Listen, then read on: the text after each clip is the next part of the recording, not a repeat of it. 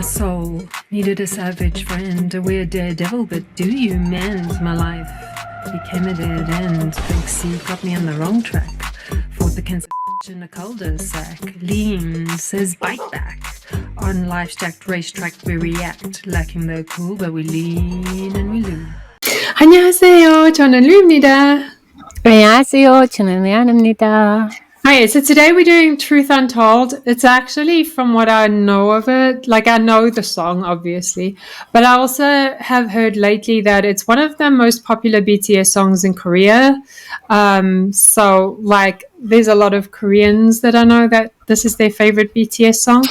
So, it is the four vocalists in this doing this. So, Lena, I want to ask you a question. Okay. Do you want to go in blind and listen to the whole thing and you try and glean what it's about first and then see the like tiny little quick breakdown afterwards of where the song comes from? Challenge. Okay, so we can do that. You may have heard of the thing behind this. I'm not going to say what it is, but you may have heard the story behind this, but we're going to look at that as well. So I probably haven't because I don't know what you're talking about. Okay. So I can't give away what it is, but there's a definite like story, but it appeals to the writeriness. That's all I'm going to say. So listen for the story and then listen to their beautiful voices. Does it have subtitles? Because there's non-English ones on it. Okay. It should. So, right. Are you ready? I am ready. Are you ready? I'm ready. Let's do it.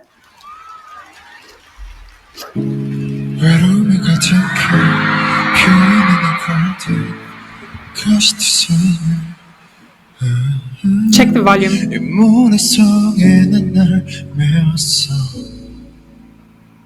Oh, wait now. It's being awkward. Okay, let's see. 너의 이름은 뭔지 갈 곳이 있긴 한지 Oh, could you tell me 이 차원에 숨어든 널 봤어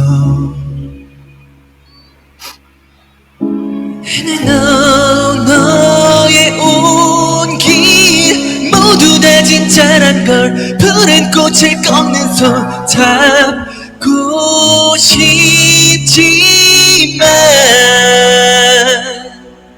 내 운명인걸 Just right on me Light on me 너에게 다가설 수 없으니까 내게 불러줄 이름이 없어 You know that I can't show you me Give you me 초라한 모습 보여줄 순 없어 또 가만히 쓰고 날 만나러 가 But does this feel very much like it's a letter to ARMY about the real them being hidden and the people on display as who they have to be, the strength and like they have to hide all their vulnerabilities from ARMY and display this like much stronger person because that's who they are, their idols. So that is one of the meanings to this. You definitely grasped on that, of like showing your best side and trying to only like hide the ugliness away, for sure. For sure. You definitely got that right there. Now you just relax and enjoy the rest of it because you won't grasp the rest of it. But Okay. think of it as a book, as a story. Okay, okay, carry on. Then we're going into the chorus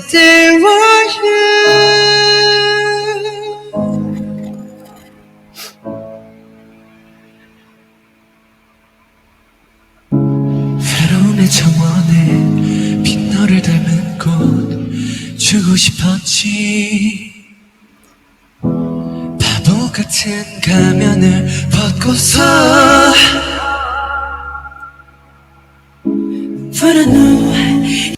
For some reason though, right now, I keep getting this weird feeling they're singing to themselves as children, the innocence they left behind.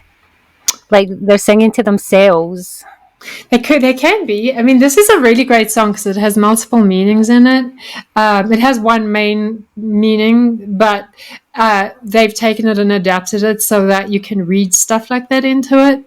I just want to say as well, this is a medley, by the way. So, like, it's not just them on one stage, like they've patched a few of the same performance together, but it just shows the stability and the beauty of their voices, that they can patch a medley of this together and their voices sound exactly the same. Yep. Right, you ready? Yeah. 영원히 길을 수는 없는 걸 숨어야만 하는 걸 주하나니까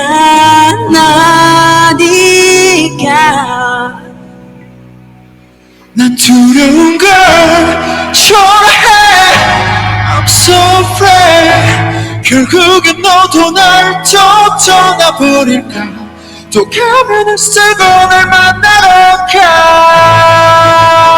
가할 수 있는 건 정원에 이 세상에 예쁜 너를 닮은 꽃을 피운다 비가 오는 나를 숨 쉬는 것 But I still want you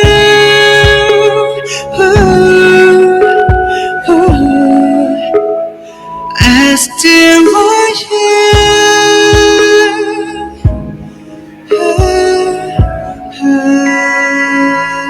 어쩌면 그때 조금만 이만큼만 용기 내서 너의 앞에서 떠나면 It could also be translated to first love, people they had to leave behind before they chose the career they went into.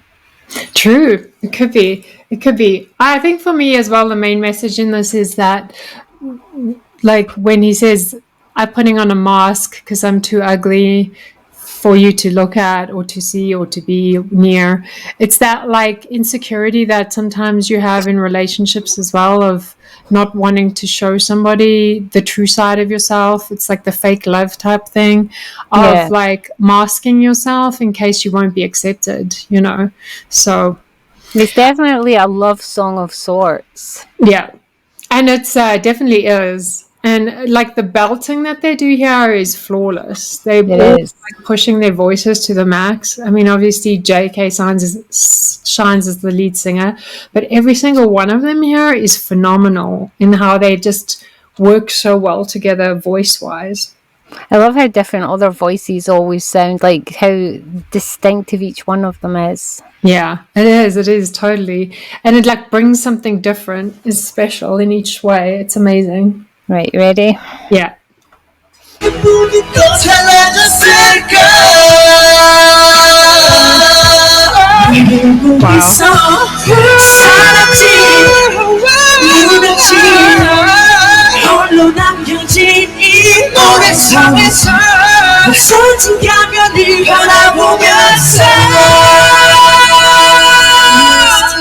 Damn, German.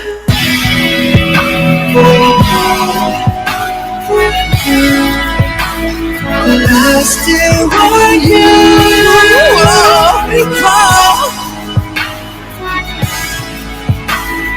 I still want you.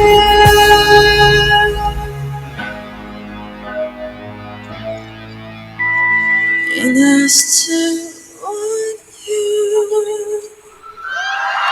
Oh, amazing. Very slow, very emotive, totally not my kind of song. That isn't your kind of song at all. But it is kind of like, it does have a bit nice, of a... It's very haunting. It is. It's got a haunting, slight rock feel to it because they're belting so hard in it. It's definitely a much slower song. And you'll understand how I'm saying it applies to books now, because we're going to look at the meaning behind it. And then you'll probably look at it in a little bit of a different way. So it's performative, put it that way. Okay. 외로움이 가득해 비어있는 이 가든 가시투성이 이 무성에 난 날 외웠어 너의 이름은 뭔지 갈 곳이 있긴 한지 Oh wait, that's going way too fast to read. Hey, go back. I have to go back. You have to pause it there to full screen, yeah. Go for it. You'll start from the beginning and then read it. I got most of it. It's just that it was only one sentence behind. Okay. Okay. Oh, could you tell me? 이 정원에 숨어든 널 봤어.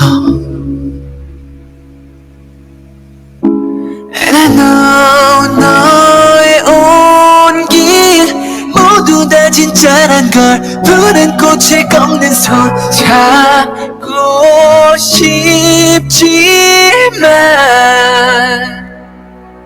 내 운명인 걸 Don't smile on me Lie on me 너에게 다가설 수 없으니까 내겐 불러줄 이름이 없어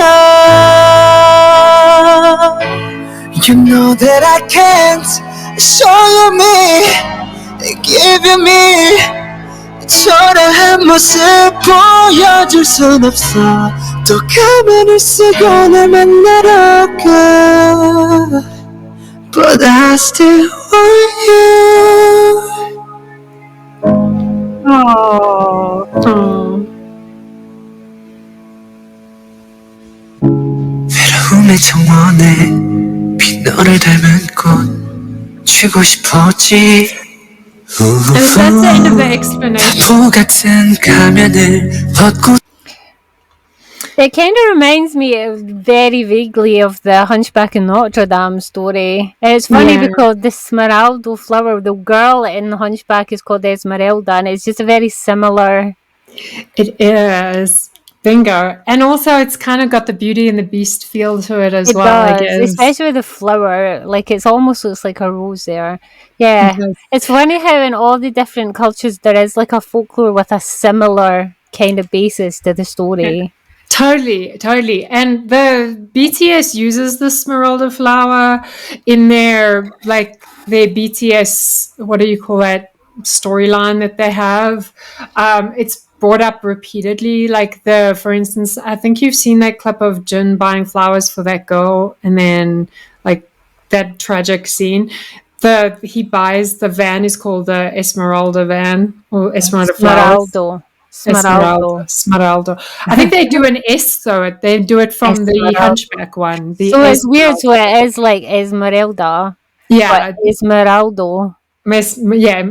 Esmeralda is the flower, but So then they it's do the literally Esmeralda. a crossover to the Hunchback of Notre Dame. There is. And what I love about this is it's a very much a part of the song of oh yeah, I put my mask on, I don't want to approach you, I don't want to go near you, because you're scared of how you're going to be perceived if you're not attractive in some way.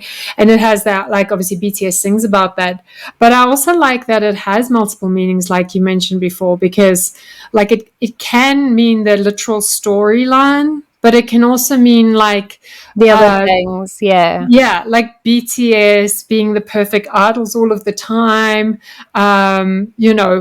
can never convey feelings of inadequacy or self-doubt and not being accepted. They have to show this perfect image, and they take the mask off at the end of the day. So it relates to them. I think that it speaks to them in lots of ways as well. So it's a very nice song. It's not my kind of song, but I still liked it. I like how their voices sound in it too. It's a song that kind of showcases all four of them singing really well. It does, and the composition is so powerful in this. It's delivered so well. It's kind of a little performative. When you listen to it, actually, in a car or on Spotify or just playing, you can hear their voices with so much clarity as well. I mean, they did such a good job live with it. They do, you can't tell the difference between that and a recording, but when they do it in the studio, it's phenomenal as well. They blend it so beautifully. It gives you goosebumps. What it needs, that song needs someone in the Studio Ghibli style to do a little animation of that story and put it to that song, because that would be epic. That would be epic. We should do that. Especially doing it. Can you do Studio Ghibli style? Because No. I sure can't. I feel like that would do it though. It kind of reminds me of, do you remember when we were younger, there was the movie The Last Unicorn? Yes. That style of artwork definitely would go with that song to portray that would. little story, which is very would. similar to the Studio Ghibli. I feel like that it has to be that artwork, that kind of styling, because it was serious but cartoony, but a little bit dark, but also a little bit grown up. And it would totally suit with that. I feel like that somebody, Army, you guys are talented as hell. Somebody out there must be able to do the animations for that kind of artwork. I've seen you do better. Like, I've seen you do this stuff. Army are mega talented. Please, Exactly. someone make that little story into an animation and stick it to that song and stick it on YouTube, because I will totally watch it 500 times a day, even though that's not my kind of song. Well, and this is the thing, is like, I mean, and we listen to slow songs from other artists like Young Tech and stuff. This is the same vein. It's admiring their voices and seeing how beautifully they deliver a song. Right, though, the addition of the wee story does kind of add something to it. The writer in us definitely takes way more interest when a song has like a story, especially one that you can now place when you're like listening to it. I can visualize exactly how the animation should look. Yeah, And like little scenes, and I'm putting on his mask like Phantom of the Opera style. And watching her in his garden and following her into the market, all like, yeah, totally. Somebody needs to do that. Army, get on it. I also like the reference that they talk about the sand. I live in a sand castle and it's crumbling around me, because it's that like you have, and I relate to that so much, because like that I've been living in a sand castle. I've been living a life where like it's not the life I want to live, and it's not like authentically me, but I'm scared to take a step forward. You know, it's the same thing. Is like he left it too late. He didn't approach it when he should have, and like, you know, he missed that opportunity. And it's about missing, like, grabbing onto an opportunity at like a possible real existence, you know, and not being too afraid and hiding in the shadows, you know, which I really love about that. And I love the way Tay delivers those lines. It's so beautifully done. Such a beautiful song. And I agree with you. I also think it should be made into like a Pixar movie, because, you know, it would also suit the kind of style drawing the actual Hunchback of Notre Dame. I don't know who did it. It wasn't Disney, was it? I think it was Pixar that did that. I think it might have been. That style of artwork would totally work.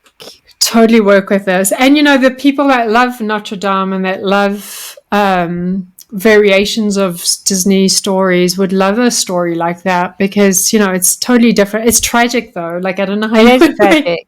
Well, the original like Little Mermaid and all that were all tragic, and they were well loved long before Disney got their claws into them.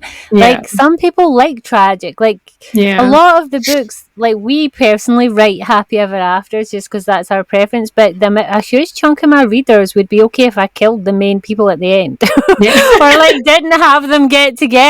Like, some people really like tragic endings. They like the way it makes them feel, which is really weird to me, but okay, each to their own. Some folk would be into that. I mean, look at The Last Unicorn. That was like one of my favorite like movies when I was young, and that's not a happy ending. No, she returns to being a unicorn even though she fell in love with a human. Exactly. So they can never be together. Like, but you know, I still have that DVD. Yeah. Is that one? What is the one where they chop down all the trees? Oh God, I know it so well. The Lorax. The Lorax was so tragic, and I loved that. I read the Lorax. I've never seen that. I haven't seen that. Zach and Chloe watched it when they were younger, and by the time they got to the stage of watching the Lorax, I was so saturated with children's movies. I was like, if you show me another children's movies, I may throw you out the window. Well, I read the Lorax book. Like, my Lorax book was well paged through, like it was worn down from me reading it, and it like stuck with me because it reminded me of like how destructive humans are, and that we just destroy the environment and the planet, and we're still doing the Lorax right now. You know, we're just overpopulating and destroying it to death. You know, it's weird though, the Lorax kind of suits you though, all that puffy trees, and like it's like such a bright sunny, like, and he's like this puffball thing. Like, it totally suits you, whereas my aesthetic is more like The Last Unicorn, where everything was dark and a little bit eerie and witchy and in a forest. Yeah, totally. I totally see. I see Honestly, me I've never seen the Lorax.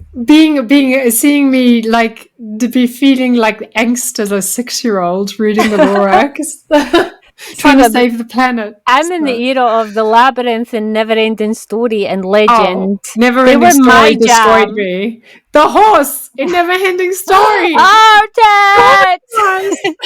traumatized me. No. Oh, Yeah, they yeah, were my kind of jam. So yeah, this totally appeals because of the story factor. Like I like it totally. more now, knowing there's a little bit of a little sad story in there. It's kind of That tragic. was me too. I like listened to this a few times. I was like, it's cool. It's super chill. Like I understood the crux of it. Like, oh, like wanting to put your best foot forward, all that kind of thing. But then the minute I saw the story, and then I saw BTS relating it, making it personal, and then also talking, like singing it as a performative performance. To see this live must be amazing. So See, the thing about folklores, right? If you actually break them down and think about them, there's always a message in them. The reason they're tragic is supposed to teach you something. yeah, Like the whole like narcissist looking in the reflection and dying lonely. In this case, it's don't hesitate and let fear stand in your way because you'll regret it. Like they always have a story, yeah, and in this one, it's obviously about not holding yourself back. yeah. I can see why this appeals to you. Yeah, no, the missed opportunity. That was not a slight, by the way. That sounded sarcastic. That was a genuine. I can see why this appeals to you. Well, and it does because of I think what I've been through the last 4 years is like feeling broken down and not taking opportunities that I should be taking just because I'm scared to. And now I've conquered that because I'm like decided to go to Korea and you have get over that. You have the opposite of a Jiminy Cricket. I don't sit on your shoulder and be a good boy, Pinocchio. I sit on your shoulder and go, do it. Who's going to care? Just do it. No one's going to see. Oh my god, you are so Jiminy Cricket. That is funny. I'm the opposite But of Jiminy Cricket. you're I'm like the anti-Jiminy Cricket. You're the emo Jiminy Cricket. I'll be like, if no one sees you do it, you didn't really do it. Just do it. I mean, Lean's been dealing with my anxiety of moving to Korea of like, oh, I want to do it. I'm desperate. I'm excited. This is like, that's 90% of how I feel. But then 10% of me is like, am I making the right decision? I'm like older. Like, am I being foolish? And then Lean's like, no, do it. Stop it. If Jiminy Cricket had horns and a grim expression and little emo clothes, that would totally be me. We have to draw that. We have to draw a Jiminy We Cricket. do. We have to draw a lean cricket. A Lean A Cricket. lean-a-me cricket. On my shoulder. Sitting on Loo. And then you have to put it on the wall with just do it. Or what's the guy that does that ad fair? Just do it. Just do it. But see, he stole my motto. That's my That's motto. so funny. Yeah. Well, Okay. Oh, that was cool. I just wanted to give you this to you because we're working through the content. I know that like some of BTS appeals to you more than other stuff of BTS, but I feel like this song is one that's grown on me over the years. And when I listen to it, it's very inspiring for me to write or to create stuff because I don't know. It's beautifully done. They did. It Such is a a good nice job. song. It's the kind of song that I wouldn't be against hearing again. Yeah. So I guess that's a good thing. Well, you know what I would suggest you do is now that we've looked at the meaning, how it's supposed to mean, go back and watch it again, and you'll Look, skip I'm those holding off. out now. I've issued Army a challenge. Bring me the animation, please. That must happen. You'll watch our video again while you're editing it, and then you'll see the meaning in there. Oh, well. Okay. You will. Okay, that was it for that video today. I guess we'll catch you in the next one. Bye. Annyeong. You did a good job, Leanie. Please don't. Hey, fan bears. So fluffy. What so is cute. actually wrong You ready? with you? You're Dance such a dance. freak. Dance dance. System failure. Lean, 사랑해. Ew.